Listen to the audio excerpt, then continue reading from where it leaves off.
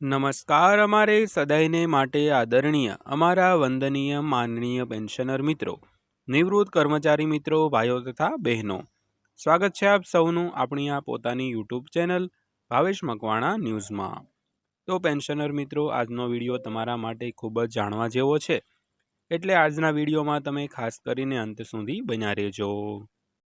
તો આજના આ વિડીયોની અંદર આપણે વાત કરવાના છીએ ગુજરાત રાજ્યના નિવૃત્ત પેન્શનરોને વ્યાજ સહિત મળશે 18 મહિનાનું ડીએ એરિયર્સ, પરંતુ કરવું પડશે આ કામ ફરજિયાત। તો પેન્શનર મિત્રો, કયું કામ ફરજિયાત કરવું પડશે, જેની આજના વિડીયોમાં આપણે ચર્ચા કરવાના છીએ। તો આજનો આ વિડીયો તમે ખાસ કરીને અંત સુધી જોઈ લેજો, અને હજી સુધી જો આપણી આ ચેનલ તમે સબસ્ક્રાઈબ ન કરી હોય, અને જો તમે એક પેન્શનર નિવૃત્ત કર્મચારી હો, તો આપણી આ યુટ્યુબ ચેનલ અત્યારે જ સબસ્ક્રાઈબ કરી લેજો, કારણ કે આપણી આ ચેનલમાં તમને રોજે રોજ આવા જ નવા વિડીયો જોવા મળવાના છે।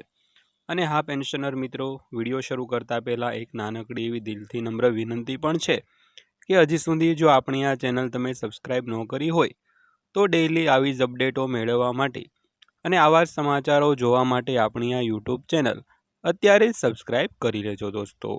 તો જોઈએ આજનો આ વિડીયો।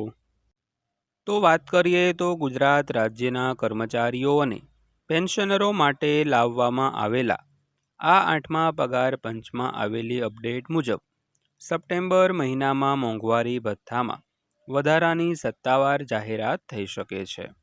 તો જૂન 2026માં મેમોરેન્ડમ સબમિટ કરવાની પ્રક્રિયા પૂર્ણ થયા બાદ હવે 8મું પગાર પંચ વિવિધ રાજ્યોની મુલાકાત લેશે। તો આ પંચ દેશના લાખો કર્મચારીઓના મૂળ વેતન અને પેન્શન માળખામાં મોટા ફેરફારોની ભલામણ કરશે। તો વિગતવાર વાત કરીએ તો ડીએ હાઇક ન્યૂઝ ગુજરાત સરકારના અંદાજે 55 લાખ સેવારત કર્મચારીઓ અને 69 લાખ પેન્શનરો માટે સપ્ટેમ્બર 2026નો મહિનો નાણાકીય ખુશખબર લઈને આવી શકે છે। તો નવીનતમ 8મા પગાર પંચના અપડેટ અનુસાર કેન્દ્ર સરકાર દ્વારા આ મહિનામાં મોંઘવારી ભથ્થામાં વધારાની સત્તાવાર જાહેરાત થવાની પ્રબળ સંભાવના સેવાઈ રહી છે, જેનાથી કર્મચારીઓના માસિક વેતનમાં મોટો ફાયદો થશે મિત્રો। તો સૌથી પહેલાં વાત કરીએ તો ડીએ હાઇક ન્યૂઝ ડીએની જાહેરાત થવાની પ્રબળ શક્યતા વિશે। તો રાજ્ય સરકાર સામાન્ય રીતે વર્ષમાં 2 વાર પોતાના કર્મચારીઓ માટે મોંઘવારી ભથ્થાની જાહેરાત કરે છે। તો ઓલ ઇન્ડિયા એનપીએસ એમ્પ્લોઈઝ ફેડરેશનના પ્રમુખ મનજીતસિંહ પટેલે તાજેતરમાં જણાવ્યું હતું કે જુલાઈથી ડિસેમ્બર સુધીના ગાળા માટેના મોંઘવારી ભથ્થાની જાહેરાત દર વર્ષે સામાન્ય રીતે સપ્ટેમ્બર મહિનામાં કરવામાં આવે છે।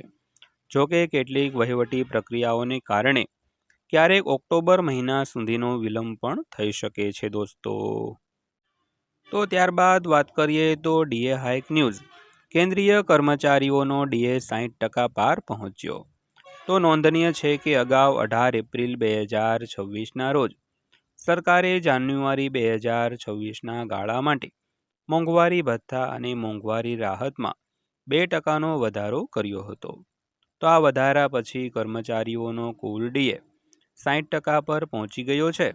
તો સરકારે નવું ભથ્થું નક્કી કરવા માટે ઓછામાં ઓછા 2 થી 3 મહિનાના સરેરાશ આર્થિક ડેટાની જરૂર પડે છે, તેથી જુલાઈના ડેટાને આધારે સપ્ટેમ્બરમાં અંતિમ નિર્ણય લેવાશે દોસ્તો। તો ત્યારબાદ વાત કરીએ તો મોંઘવારી ભથ્થાની ગણતરી અને એઆઈસીપીઆઈઆઈડબલ્યુના નવા આંકડા। તો કેન્દ્રીય કર્મચારીઓના મોંઘવારી ભથ્થાની ગણતરી લેબર બ્યુરો દ્વારા જાહેર કરવામાં આવતા all India consumer price index for industrial વર્કર્સના ડેટાને આધારે કરવામાં આવે છે। તો એપ્રિલ 2026ના મહિના માટે આ ઇન્ડેક્સ 0.8 અંક વધીને 149.9 પર પહોંચ્યો હતો। તો હવે કર્મચારીઓ માટે આગામી સમયનો ડીએ રેટ મે અને જૂન 2026ના આવનારા એઆઈસીપીઆઈઆઈડબલ્યુ આંકડા પર સંપૂર્ણપણે નિર્ભર રહેશે। તો ત્યારબાદ વાત કરીએ તો 8મા પગાર પંચ સમક્ષ કર્મચારી સંગઠનોની મુખ્ય માંગણીઓ વિશે। તો આગામી સમયમાં અમલી બનનારા 8મા કેન્દ્રીય પગાર પંચને જ્ઞાપન એટલે કે મેમોરેન્ડમ સબમિટ કરવાની સત્તાવાર મુદત 15 જૂન 2026ના રોજ પૂર્ણ થઈ ચૂકી છે. તો પગાર પંચે પોતાની સત્તાવાર વેબસાઇટ પર સરકારી અધિકારીઓ, કર્મચારીઓ અને પેન્શનરોની વિવિધ શ્રેણીઓ માટે ભથ્થા, વેતન અને પેન્શન માળખાની ભલામણો સ્વીકારવા માટે આ સુવિધા ઓનલાઈન શરૂ કરી હતી. તો ત્યારબાદ વાત કરીએ તો સેલેરી સ્ટ્રક્ચર અને ઓપીએસ અંગે મોટો આક્રોશ.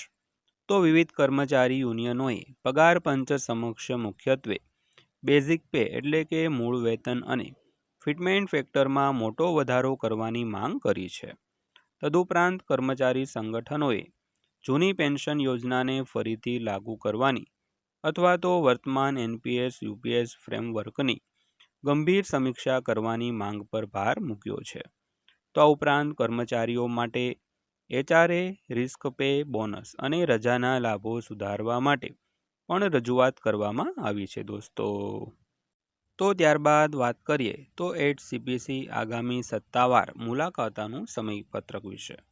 તો ભારત સરકારે ઓક્ટોબર 2025માં ટર્મ્સ ઓફ રેફરન્સને મંજૂરી આપી હતી. ત્યારથી 8મું પગાર પંચ છેલ્લા 8 મહિનાથી સતત કામ કરી રહ્યું છે. તો પંચ પાસે પોતાનો અંતિમ અહેવાલ તૈયાર કરવા માટે હજુ પણ 10 મહિનાનો સમય બાકી છે. તો આ દરમિયાન પંચ વિવિધ રાજ્યો અને કેન્દ્રશાસિત પ્રદેશોની મુલાકાત લઈ રહ્યું છે દોસ્તો. તો દોસ્તો આ હતી આજની માહિતી પસંદ આવી હોય, વિડીયો સારો લાગ્યો હોય, વિડીયો બનાવવા માટેની અમારી મહેનત તમને સારી લાગી હોય તો વિડીયોને એક લાઇક કરજો અને આવા જ વિડીયો રોજે રોજ જોવા માટે આપણી આ ચેનલ સબસ્ક્રાઈબ કરી લેજો. તો ફરીવાર પાછા મળીશું એક નવા વિડીયો સાથે, નવી માહિતી સાથે. ત્યાં સુધી સૌને જય હિન્દ, વંદે માતરમ.